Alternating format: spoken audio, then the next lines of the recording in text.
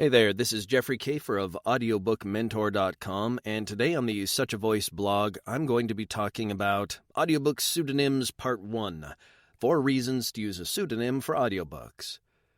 So here's the scenario. You're a fairly new audiobook narrator who is trying to build a portfolio of quality titles.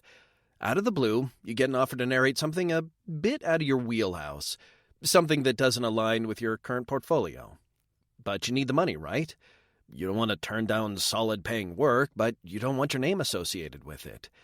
What to do? Introducing the pseudonym. Nom de vox, fake name, whatever you want to call it.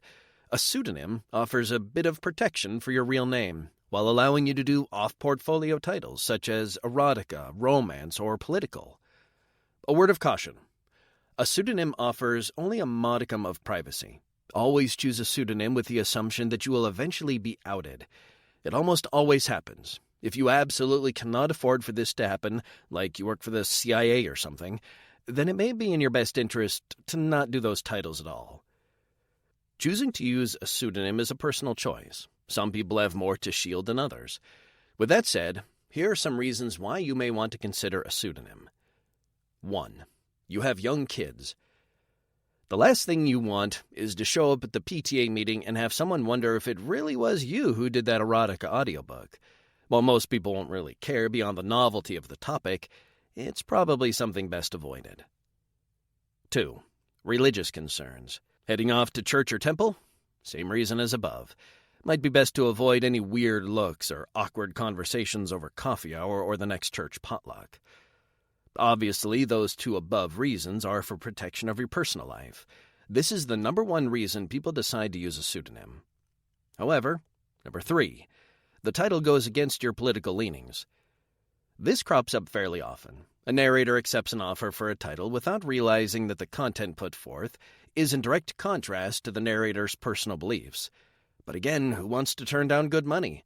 And the book will be produced, so there's no point in boycotting the title. Many audiobook narrators use a pseudonym so they can do the title, but not have anyone think that the title reflects their personal beliefs. 4. The title is OffBrand. I'm not a huge fan of branding for audiobook narrators. I think it's a mostly pointless effort done for the ego of the narrator. Oh, wow, that's harsh, Jeff.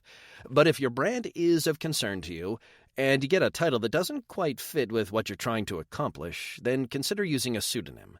For example, you position yourself as a stellar non-fiction narrator who happens to get a one-off Amish romance. Don't laugh, they are crazy popular. You might consider a pseudonym going forward for fiction versus non-fiction work. There are plenty of reasons to use a pseudonym, and they all boil down to needing or wanting some personal distance between your own name and that which you narrate under. Choosing to go this route is a very personal decision that should not be made lightly. I strongly recommend female narrators talk to other women who use pseudonyms and get their feedback and input. They will have lots of information and perspectives that I, as a man, don't have. So go forth and speak words. While not offering perfect protection, pseudonyms allow an audiobook narrator to take on more work without having to lose sleep over soiling their hard-earned personal or professional reputation.